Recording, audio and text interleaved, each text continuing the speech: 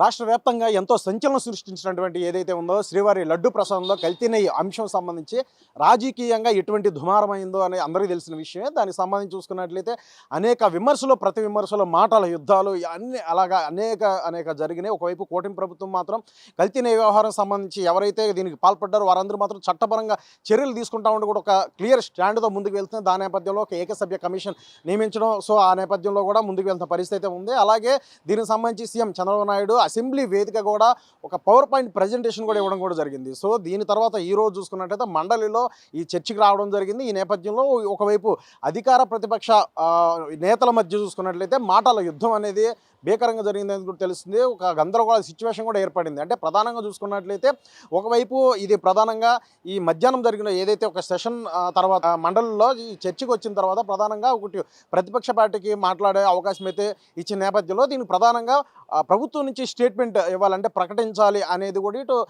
Chairman మంత్రి పయ్యావుల కేశవ్ కోరడం జరిగింది. అయితే ఈ షార్ట్ టైం డ్యూరేషన్ ఆన్సర్స్ అంటే స్వల్పకాల చర్చ నేపథ్యంలో సమాధానాలు మాత్రమే చెప్పాల్సి ఉంటుంది ఎవరైనా సరే మంత్రులు.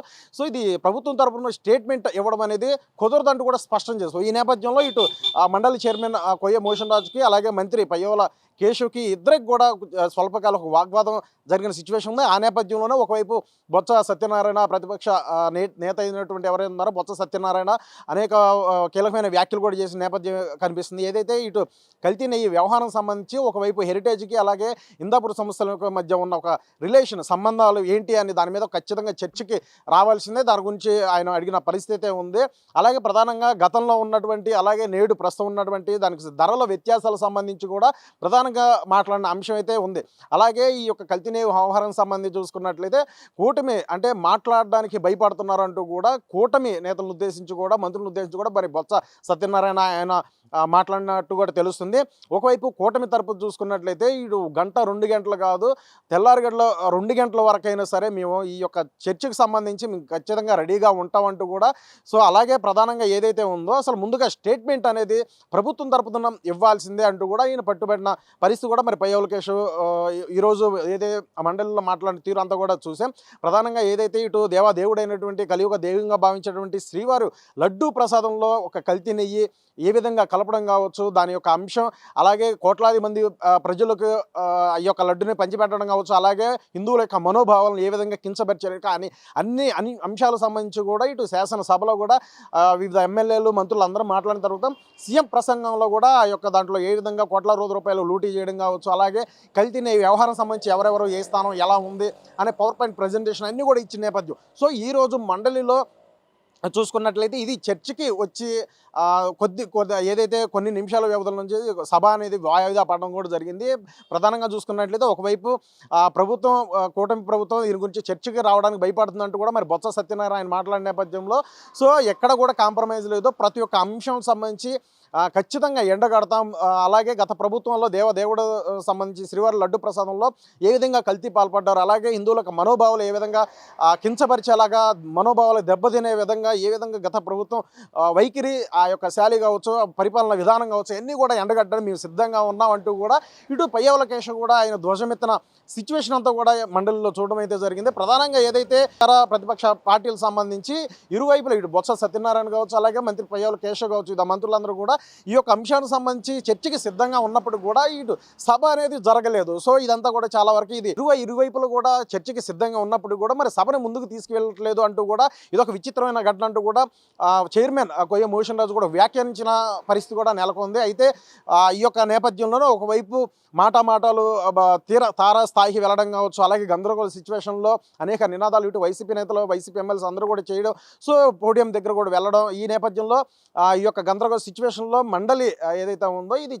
చైర్మన్ దీనికి సంబంధించి వాయిదా అయితే వేయడం జరిగింది. రేపు ఉదయం దీనికి సంబంధించి మరోసారి చర్చ అనేది లోతుగా జరిగే అవకాశం అయితే ఉంది. ప్రధానంగా ఏదైతే ఇటు ప్రభుత్వం నుంచి స్టేట్మెంట్ అంటే ప్రకటించాలి అంటూ కూడా ఇటు పయ్యావుల కేశవ్ పట్టుబట్టిన తీరు ఏదైతే దీనికి ప్రస్తుతానికి దీనికి సంబంధించి షార్ట్ టైం పీరియడ్లో సమాధానం మాత్రం చెప్పాలని ఆయన చేసి స్పష్ట తీరు కావచ్చు. మరి రేపు రోజున ఏ విధంగా ఈ యొక్క చర్చ ఏ విధంగా వెళ్తుంది, మరి ప్రభుత్వం అలాగే ప్రతిపక్షాల మాటల యుద్ధాలు ఏ విధంగా వెళ్ళనున్నాయి, అలాగే ఇప్పటికే చూసుకున్నట్లయితే అనేక ఇటు రాజకీయ విమర్శల నేపథ్యంలో ఒకవైపు సిబిఐ సిట్ ఇచ్చిన ఏదైతే ఛార్జ్ షీట్ సంబంధించి ఇటు మాకు క్లీన్ చిట్ ఇచ్చిందంటూ కూడా ఇటు వైసీపీ వారు మాట్లాడిన తీరు, అలాగే గతంలో ఏదైతే సీఎం చంద్రబాబు నాయుడు చేసిన వ్యాఖ్యల నేపథ్యం, ఇటు ఎన్డీటీవీ ఇచ్చిన రిపోర్ట్ ఆధారంగా మాట్లాడిన అంశం కావచ్చు, తర్వాత ఏదైతే సిబిఐ సిట్ ఇచ్చిందా ఛార్జ్ షీట్లో కూడా ఇటు కల్తీ అనేది జరిగింది.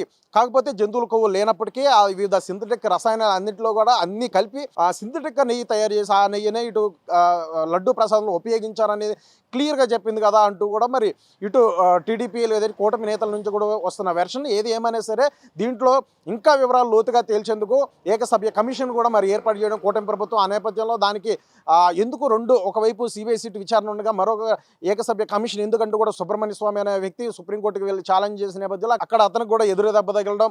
సో సుప్రీంకోర్టు కూడా ఈ యొక్క గ్రీన్ సిగ్నల్ ఇవ్వడం జరిగింది. ఏకసభ్య కమిషన్ సంబంధించి దానికి ఒక డెడ్ లైన్ కూడా ఇవ్వడం జరిగింది. ఆ యొక్క పరిధిలో కాల పరిమితుల్లో ఖచ్చితంగా ఒక నివేదిక ఖచ్చితంగా అమలు పరచాలని, అలాగే దీంట్లో ఎవరెవరు పాల్గొన్నారు లేదంటే ఎవరెవరు కీలక పాత్ర పోషించారు, పాత్రధారులు సూత్రధారులు వీరందరినీ కఠినమైన చర్యలు తీసుకునే విధంగా మరి కూటమి ప్రభుత్వం ముందుకు వెళ్తుంది అనేది కూడా క్లియర్ స్టాండ్గా తెలుస్తుంది. ఈ యొక్క అంశాలు రాజకీయ పరిధి అంతా కూడా చూసుకున్నట్టు అవుట్ ఆఫ్ ది ఏదైతే శాసనసభకి అసెంబ్లీకి దూరంగా జరిగిన నేపథ్యం. కాకపోతే ఏదైతే దీనికి మొదటి నుండి కూడా అసెంబ్లీలో ఒకవైపు వైసీపీ నుండి కూడా పట్టుబట్టిన నేపథ్యం కూడా కనిపిస్తుంది చర్చ జరగాలనే అంశం సంబంధించి. అయితే సీఎం చంద్రబాబు నాయుడు వివిధ మంత్రులు ఎమ్మెల్యేలు అందరూ కూడా మాట్లాడిన తర్వాత చివరగా సీఎం చంద్రబాబు నాయుడు ప్రసంగం శాసనసభలో జరిగింది. అయితే ఈరోజు శాసన మండలిలో దీనికి సంబంధించి చర్చకు వచ్చిన నేపథ్యం కొన్ని నిమిషాల వ్యవధిలోనే మరి సభ వాయిదా పడడం. సో ఏది ఏమైనా సరే రేపు ఏ విధంగా తారాస్థాయికి వెళ్తున్న అంశం, ఒకవైపు ఎవరికి వారు డిఫెండ్ చేసుకుంటూ కూడా ఒక దేవుడిని రాజకీయంలోకి లాగుతున్నారు, ఇది సరైన పద్ధతి కాదు అంటూ. సో ఇరువైపులా కూడా వినిపిస్తున్న మాట. అయినా సరే చర్చ మరి ఏ విధంగా లోతుగా వెళ్తుంది, సో ఏ విధంగా ఇంకా మాటల యుద్ధాలు మాటల తోటాల్లో ఏ విధంగా పేలుతాయి అనేది సర్వత్రా ఉత్కంఠ అనేది నెలకొంది. రేపు చూడాలి మరి ఏ స్థాయిలో ఈ యొక్క చర్చ అనేది ఇటు అధికార ప్రతిపక్షాల పార్టీల మధ్య నేతల మధ్య ఏ విధంగా మాటలు సో తారాస్థాయికి చేరనున్నాయి, ఎటువంటి ఉధృత వాతావరణం చేరుకున్నది కూడా క్లియర్గా తెలిసే అవకాశం అయితే ఉంది. అలాగే మరో అంశం సంబంధించి ఇదే కల్తీనే వ్యవహారం సంబంధించి చూసుకున్నట్లయితే బీజేపీ నేత అయినటువంటి సోమ్ వీర్రాజు మీద ఒకవైపు ఇటు వైసీపీ ఎమ్మెల్యేలు అందరూ కూడా ఒకసారికి దాడికి యత్నించారనే ఒక అంశానికి సంబంధించి చూసుకున్నట్లయితే ఇటు మంత్రి రామప్రసాద్ రెడ్డి కూడా ఆయన స్పందించి ఇటు శాసనసభ కావచ్చు శాసన మండలిలో కావచ్చు ఒక గౌరవంగా సాంప్రదాయబద్ధంగా విలువలతో ముందుకు వెళ్ళాలి, కానీ ఇటువంటి దాడులు ఇటువంటి వ్యవహారాలు అనేది సరైన పద్ధతి కాదంటూ కూడా ఆయన ప్రశ్నించిన తీరు కూడా ఉంది. అలాగే ఒకవైపు బీజేపీ నుంచి కూడా మాట్లాడిన ఏదైతే దీనికి సంబంధించి ఖండించిన పరిస్థితి ఉంది. ఒకవైపు చిట్చాట్లో భాగంగా కొయ్య మోషన్ రాజు చైర్మన్ మండలి చైర్మన్ ఇటువంటి దాడులు అయితే ఏమీ జరగలేదు కొట్టివేసాను అనేది కూడా చిట్చాట్లో భాగంగా అయితే తెలుస్తున్న సమాచారం. సో ఏది ఏమైనా సరే ఈరోజు అత్యంత ఉధృత వాతావరణంలో స్వల్ప కాలంలో చర్చ జరిగినప్పుడు కూడా ఇటు కల్తీని వ్యవహారం సంబంధించి ఇటు రెండు పార్టీలు ఎవరైతే ఉన్నారో ఇటు ప్రతిపక్షం కావచ్చు అలా వైసీపీ ఇటు అధికార పార్టీకి సంబంధించి అంటే నేతలకు సంబంధించి కూడా వేడిగా రగడ అంటే భారీ స్థాయిలో ఒక చర్చ అనేది జరిగింది. భారీ స్థాయిలో ఇటు వాగ్వాద తీరు అంతా కూడా జరిగిన పరిస్థితి ఉధృత వాతావరణంలో నెలకొంది. సో రేపటి రోజు ఏదైతే ఇటు శాసన మండలి వాయిదా పడింది కాబట్టి రేపటి రోజు ఇంకా ఏ స్థాయిలో ఈ చర్చ అనేది ఉంటుంది, అలాగే ఎటువంటి పరిణామాలు రేపటి రోజు చోటు చేసుకుంటాయి అనేది సర్వత్రా ఉత్కంఠ నెలకొందనేది కూడా క్లియర్గా చెప్పొచ్చు. కెమెరా పర్సన్ ఫనీతో ప్రవీణ్, తెలుగు 360 విజయవాడ.